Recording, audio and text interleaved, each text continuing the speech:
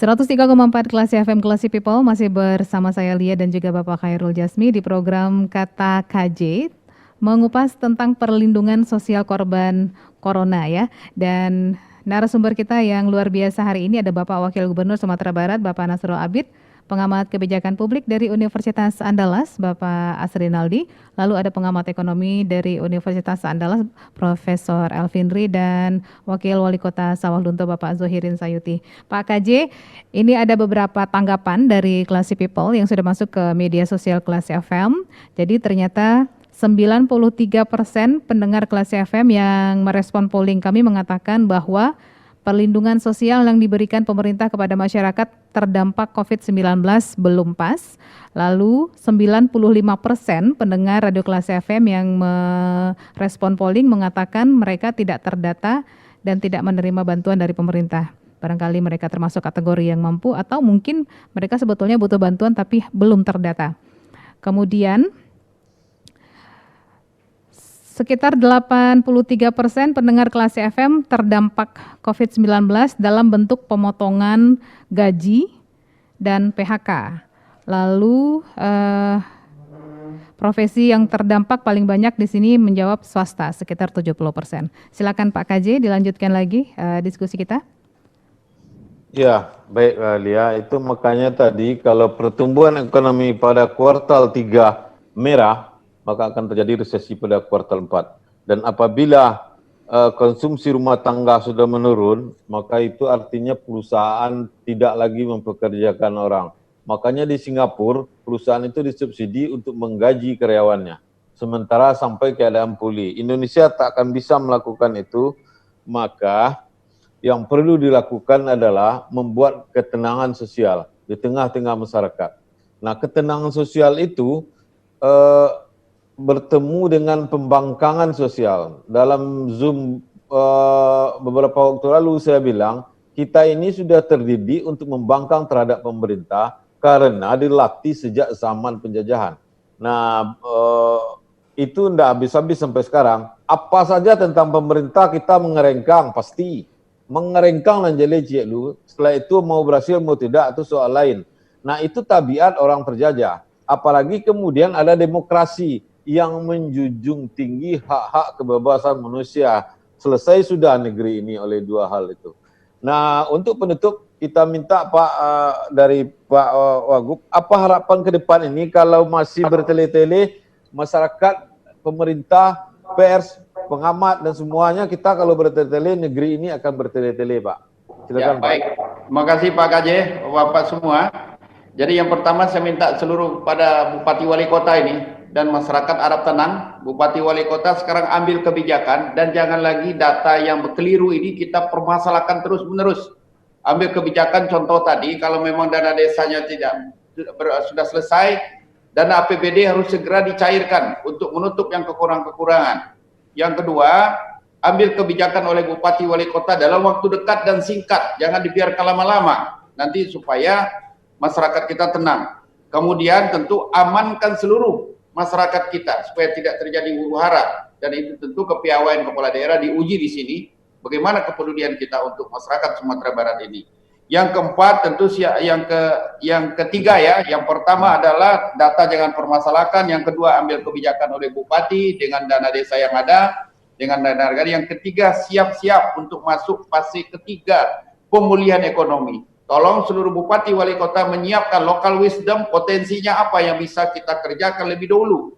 Tolong dari sekarang kalau perlu disuat, nanti supaya begitu sampai pemerintah kita cepat. Kalau kami untuk sementara Provinsi Sumatera Barat melihat dari sektor pertanian, tanaman pangan, UMKM, pariwisata yang ketiga. Saya rasa itu Pak KJ, terima kasih. Assalamualaikum warahmatullahi wabarakatuh. Ya. Pak Zohirin, ada biar didengar oleh pendengar Klesi di mana saja hal-hal baik dari Sawalunto. Terus Pak Khairul, ya Pak. Ini saya lihat kuncinya dalam pendataan ini keterbukaan. Kami siapa saja yang mendapat bantuan itu ditempelkan di kantor desa, bantuan apa yang dia dapat, dari mana dia mendapatkan bantuan. Jadi itu harus kita tempelkan. Yang kedua, disiplin Pak. Kita harus disiplin. Kalau ada satu yang sudah dapat bantuan tidak boleh lagi dapat bantuan dari yang lain. Kalau ada harus kita kembalikan. Pernah dari kepolisian yang ganda itu 7 orang, itu kita minta lagi, kita kembalikan, harus disiplin walaupun siapa dia begitu. Jadi harus melatih masyarakat kita untuk jujur. Kemudian memang perlu melibatkan seluruh pihak gitu. Kalau kami dimulai data ini dari PSM dengan beberapa orang kader, nah, kemudian data itu digodok, dibicarakan di desa dan dengan BDPD, nah, kemudian ditempelkan data itu. Nanti kalau sudah ditempelkan, semua orang dapat lihat siapa-siapa yang dapat bantuan. Mereka akan tahu ini pantas, ini tidak pantas mendapat bantuan. Di samping itu kami juga membuat suatu kegiatan, Pak. UKM yang ada di sini kan banyak songket dan sarung. Jadi kami wajibkan PNS untuk mengambil sarung itu sehingga produksi mereka masih tetap berjalan. Jadi PNS kita wajibkan mengambil sarung dari masyarakat. Kemudian dari dinas juga kami minta untuk menyiapkan bibit-bibit sayur-sayuran yang cepat tumbuh, yang bisa cepat menghasilkan sayur-sayuran, tanaman-tanaman pekarangan untuk mereka berusaha di rumah mereka. Jadi mungkin itu beberapa hal yang perlu kami sampaikan. Yang penting di sini kami melihat, Pak, bagaimana kita menentukan di sini bukan orang miskin saja, tetapi siapa sebetulnya yang terdampak di COVID-19 ini. Nah, menentukan terdampak ini itu perlu kepiawaian daripada kader-kader kita di desa dan kelurahan. Ini yang perlu kita giring dan data itu harus dihimpun oleh satu dinas. Nah, jadi dinas ini nanti yang melihat sudah pantas untuk diberikan, belum pantas untuk diberikan. Nah, inilah. Makanya kami sampai saat ini seluruhnya bantuan sudah bisa kita berikan kepada masyarakat, kecuali yang 245 orang dari Kemensos tadi yang bermasalah datanya, Pak. Data dari Kemensosnya yang bermasalah, bukan data dari kita. Terima kasih. Assalamualaikum warahmatullahi wabarakatuh. Siap. Selanjutnya Prof. Elvindri. Tips Anda untuk kami rakyat Sumatera Barat nih. Ya mungkin yang paling pas itu kita tidak bisa bertahan lama seperti lockdown seperti ini atau PSBB seperti ini. Mana yang masih mungkin sudah bisa bekerja kan. Kalau kita lihat yang winner atau losers, para petani sebetulnya dia tidak terlalu banyak dampak. Kalau saya lihat, khususnya dalam proses dia bekerja. Dampaknya cukup hanya pada produk-produknya sekarang lagi deflasi, harga-harga semakin tidak begitu desire untuk mereka gitu. Oleh karenanya tetap lakukan itu dan ini juga harus punya inspirasi baru untuk melakukan perubahan-perubahan tata kerja dan cara-cara yang bisa dibuat bantuan oleh mereka-mereka yang terdidik di kecamatan-kecamatan. Jadi dalam konteks seperti sekarang kita nggak bisa mengeluh, kita harus keluar dengan sebuah rekayasa-rekayasa baru dalam berusaha baik pada skala mikro maupun skala yang lebih luas. Di pemerintahan daerah misalnya sekarang orang lagi berebut bagaimana relokasi industri yang ada di Cina milik Amerika Serikat misalnya kan gitu. Itu bukan sesuatu yang tidak mungkin bisa dilakukan. Ya, saya mikir kenapa daerah Tegal jauh lebih cepat menyiapkan diri untuk membuat relokasi industri, kalau nggak salah Adidas. Jadi mereka sudah lumayan menyediakan tempat dan sebagainya. Itu yang saya pikir sangat strategis sekali. Jadi di mana ada konflik sekarang, kita harus mulai bicarakan dan pikirkan dan kemudian lakukan itu sebagai bentuk model-model investasi baru. Mungkin tidak cepat, tetapi ada sesuatu harapan ke depan. Selain dari itu kita masih bisa bertahan katakanlah dengan consumption patterns ya. Saya masih percaya dengan prediksinya IMF sampai sekarang karena Indonesia, India dan China itu tidak negatif, dia masih positif gitu ya. Kisaran 2% lah gitu ya. Kalaupun iya sekarang 2%. Ya 2%-an lah saya pikir itu masih bisa dicapai apalagi beberapa lapis kebijakan bantuan dari pemerintah dan masyarakat dan para filantropis ini masih bisa bertahan pertumbuhan ekonomi. Oleh karenanya ini kita pelihara. Ada isu yang lagi mutakhir sekarang, cash ya, cash dia tidak dalam bentuk kondisional sehingga daya beli orang bisa meningkat. dalam konteks ketika recovery mulai baru. Tapi desain daripada program-program yang mesti dibuat oleh pemerintah tidak melulu sampai yang lama. Saya pikir harus kerja keras kita, karena kan habis pandemi ini orang akan banyak berjalan, itu pasti. Hukum alam itu akan terjadi, orang akan banyak sekali bepergian habis ini. Pertanyaannya adalah tourism sektor itu apakah kita sudah mulai siap? Karena satu aja cukup di masing-masing kabupaten kota, tapi betul-betul bagus dia. Betul-betul bisa menjadi sebuah tempat tujuan yang menyebabkan ketika ini mulai perjalanan dilonggarkan, maka ada kemungkinan bergeraknya sektor-sektor yang sangat kuat kaitannya dengan tourism akan bergerak cepat. Oleh karenanya, memang kalau di negara maju, itu akan memerlukan waktu sekitar 80 sampai 120 hari recovery-nya.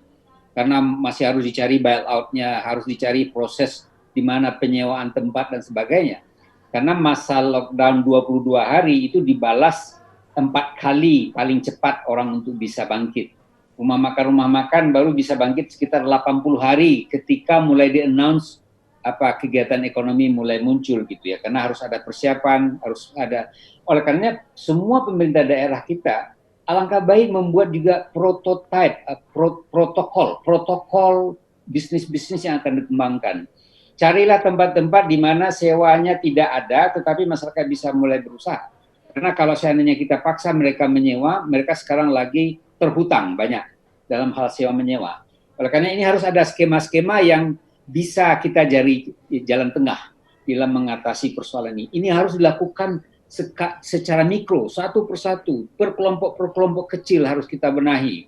Dan kita kasih mereka berkesempatan untuk semangat untuk kembali dan mau berusaha jauh lebih baik pasca pandemi ini. Baik. Ya, itu saya kira itu aja. Baik, Prof. Ya. Waktu ya. Pak Asrinaldi, waktu Anda panjang tapi sekarang jadi pendek, silakan. Baik, saya pertama ingin minta kepada pemerintah daerah tentu mempertegas apa yang dikatakan Pak Wagub tadi, inovasi pemerintah ya. Karena bagaimanapun sejak Perpu sudah diundangkan, tidak ada keraguan bagi pemerintah daerah lagi untuk bisa membuat inovasi kebijakannya, terutama dalam konteks social safety net itu. Karena bagaimanapun faktanya, kalau berharap dengan pemerintah pusat, ya tentu banyak paradigma yang berbeda gitu. Nah sekarang karena ada kewenangan dalam konteks daerah otonom, ya tentu itu bisa dilaksanakan. Nah apa yang bisa dilakukan? Satu diantaranya menurut saya, basis RW dan RT itu sebenarnya yang menjadi data utama gitu. Karena kalau diharapkan data itu berbasiskan apa yang menjadi data formal, KTP, KK dan seterusnya, itu tidak akan menyelesaikan masalah. Tapi sekarang apa yang ada di real di depan mata, RW, RT segera laporkan karena memang ada keleluasan untuk itu dijamin oleh undang-undang. Apalagi Perpu itu sudah jadi undang-undang dan tidak ada tuntutan ketika penggunaan dana ini oleh pemerintah daerah sepanjang itu memang tidak untuk kepentingan pribadi. Saya pikir itu masih aman untuk digunakan. Barangkali itu Pres, mudah-mudahan diskusi ini ada manfaatnya untuk pemirsa. Dr. Asrinaldi, saya akan menutup acara Kata KJ ini yang disiarkan di Radio Klesi. Terima kasih kepada Bapak para narasumber semua karena sudah memberikan Aufklärung, pencerahan kepada pendengar radio ini. Saya akan menutup dengan kata-kata KJ karena ini adalah masalah sosial dan menyangkut dengan uang, beras dan uang, maka itu menjadi penting. Saya menyebutnya beras adalah tulang punggung ketenangan rakyat dan kemudian uang sendirian mengatur dunia. Uang sendirian mengatur dunia dan uang jika tidak bekerja bukanlah uang. Jadi uang harus dibelanjakan. Demikian, terima kasih. Assalamualaikum warahmatullahi wabarakatuh. Waalaikumsalam warahmatullahi wabarakatuh. Terima kasih Pak KJ, Pak Wagub, terima kasih banyak, Pak Asrinaldi, Prof. Elvindri, Bapak Zohirin, terima kasih banyak waktunya. Demikian Classy People, obrolan kita, diskusi mengenai perlindungan sosial korban corona di program Kata KJ Radio Classy FM. Bisa Anda cermati setiap hari Kamis di minggu terakhir setiap bulannya jam 7 hingga ke jam 8 pagi. Dan selama bulan Ramadan akan diputar ulang di jam 13. Sementara di luar Ramadan akan diputar ulang di jam 19. Saya Lia Priyanka dan juga Bapak Khairul Jasmi pamit. Assalamualaikum and then see you.